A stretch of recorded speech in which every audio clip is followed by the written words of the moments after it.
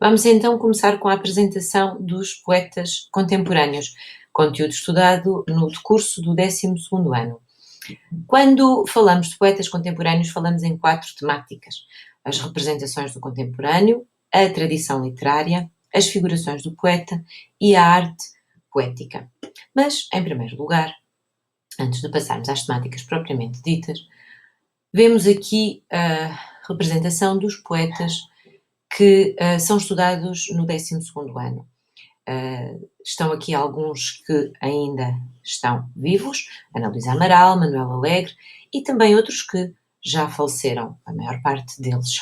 Nós, nas nossas aulas, debruçámos sobretudo sobre Miguel Torga, também Eugênio de Andrade e Rui Belo, os 3 poetas que estudámos este ano. Mas claro que todos os outros são também, podem também vir a sair em exame nacional. A poesia do século XX é, claro, fruto também de uma época, e há acontecimentos marcantes que condicionam a forma como o homem vê o mundo. Por exemplo, as 2 guerras mundiais que transformam de forma determinante o mundo e a visão que o homem tem do mesmo. Em Portugal temos 3 acontecimentos importantes que se vão depois também refletir na poesia: a implantação da República, em 1910, mas também depois o período da ditadura, este muito marcante, uma vez que não se poderia dizer muitas das coisas que se pensavam, e então a poesia adquiriu aqui um papel importante, também associado à música, como forma de luta contra a ditadura. E depois o 25 de Abril, com a liberdade, com esta recuperação da liberdade, sobretudo de expressão, que vem também trazer novas temáticas, novos assuntos para os poetas contemporâneos. Aqui, de seguida, apresentam-se revistas e movimentos que estão associados à poesia do século XX. Por exemplo, o primeiro modernismo, nós estudámos quando falámos de Fernando Pessoa, a revista Orfeu, aliás, foi fundada por ele. O segundo modernismo, a revista Presença, com a referência a Miguel Torga, que foi muito ativo nesta revista. Depois o aparecimento do neorrealismo, a revista Cadernos de Poesia, com mais 2 nomes estudados, Jorge de Sena e Eugênio de Andrade.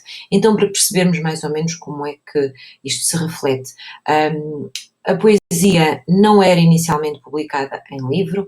Podemos lembrar que Fernando Pessoa apenas publicou em vida a obra Mensagem, tudo o resto foi publicado em revistas. Era então esta a forma que os poetas encontravam para divulgar o que escreviam.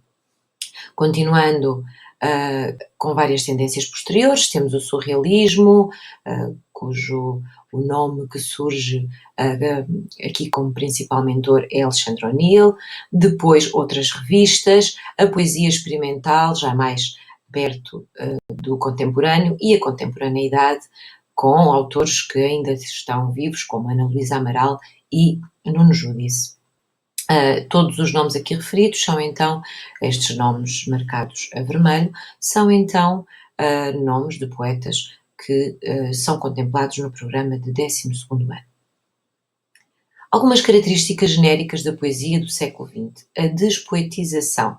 A poesia adquire muitas vezes uma forma já muito perto da prosa. Por isso se fala de despoetização. E também, muitas vezes, nas temáticas. As temáticas são tão variadas que, por vezes, também não são temáticas propriamente poéticas. A dramaticidade agressiva. Nós falamos aqui de poetas que representam situações, e por isso esta dramaticidade. Recordemos que Fernando Pessoa apresenta-nos o poeta como um fingidor, alguém que conhece, obviamente, o sentimento, conhece a realidade, mas depois finge-a, molda, transforma numa outra realidade. É, no fundo, um criador de realidades.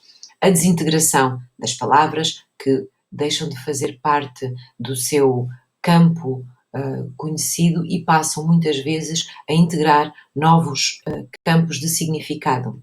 Há também uma busca pela inovação formal, fugindo muitas vezes das formas mais clássicas, embora também exista na tradição literária esta manutenção das formas mais clássicas.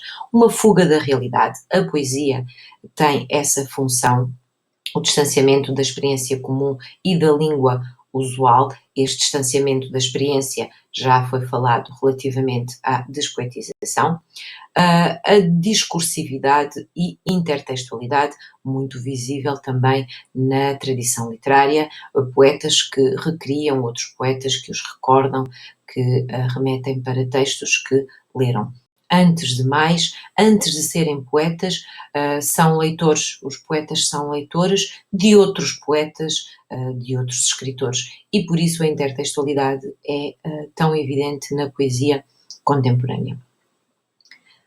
Relativamente à primeira temática, representações do contemporâneo, os poetas estão atentos à realidade que os envolve, não são alheios a esta, e por isso é que foi referido logo no início os grandes acontecimentos do século XX, quer a nível mundial, quer a nível nacional, porque há na poesia uma denúncia social e política, um universo muitas vezes urbano, a referência às oposições sociais, à desumanização do homem.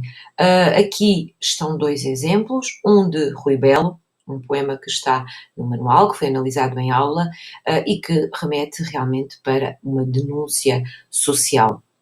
Também relativamente à Trova do Vento que Passa, de Manuel Alegre, aqui numa clara referência à denúncia política de um país marcado pela ditadura, um país marcado pela desgraça.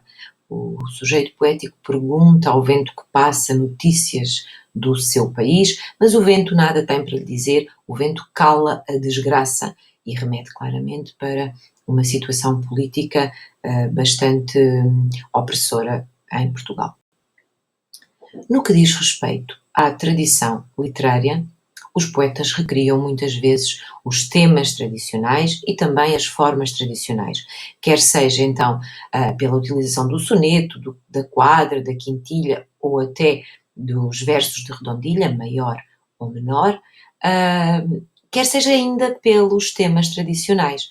Por exemplo, o poema de Eugênio de Andrade, Canção, é um poema que remete claramente para a lírica trovadoresca, uma jovem que se dirige à mãe, tem a mãe como conselheira e que lhe faz perguntas sobre questões do coração, questões de amor, se há de ou não dar o seu coração ao rapaz que já lhe pediu o cravo e o lenço. É um poema que lembra claramente a lírica trovadoresca.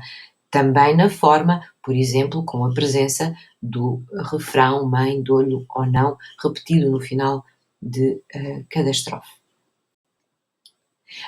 Ainda dizer que na tradição literária os poetas são leitores de outros poetas e por isso vai refletir-se no que escrevem.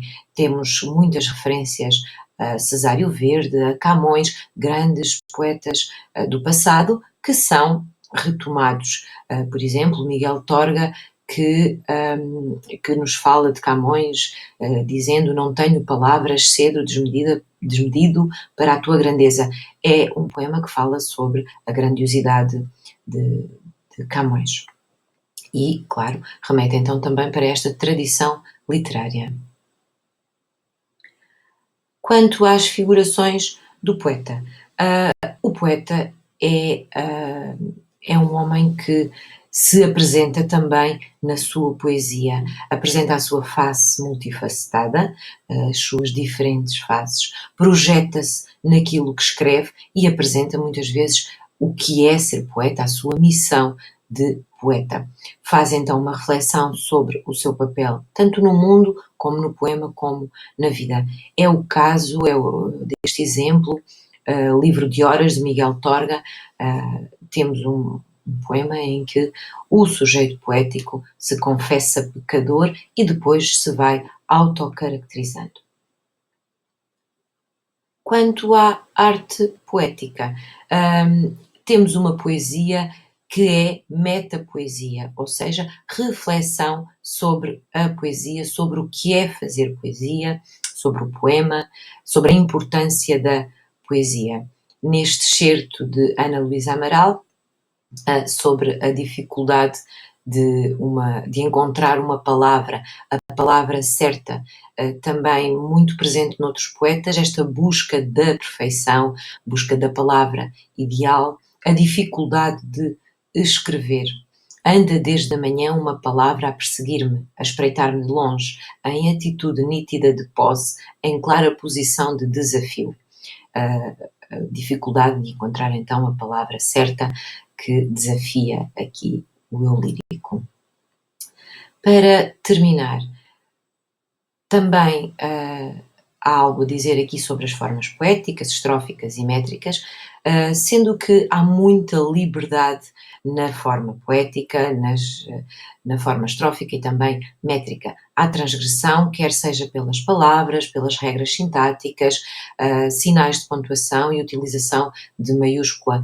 Por exemplo, neste poema de Rui Belo, neste excerto, não há qualquer pontuação, não há qualquer preocupação em colocar pontuação. O poema todo apenas tem um ponto de interrogação, não tem mais nenhuma marca de pontuação, e depois aparece-nos a maiúscula para assinalar o início de uma nova frase.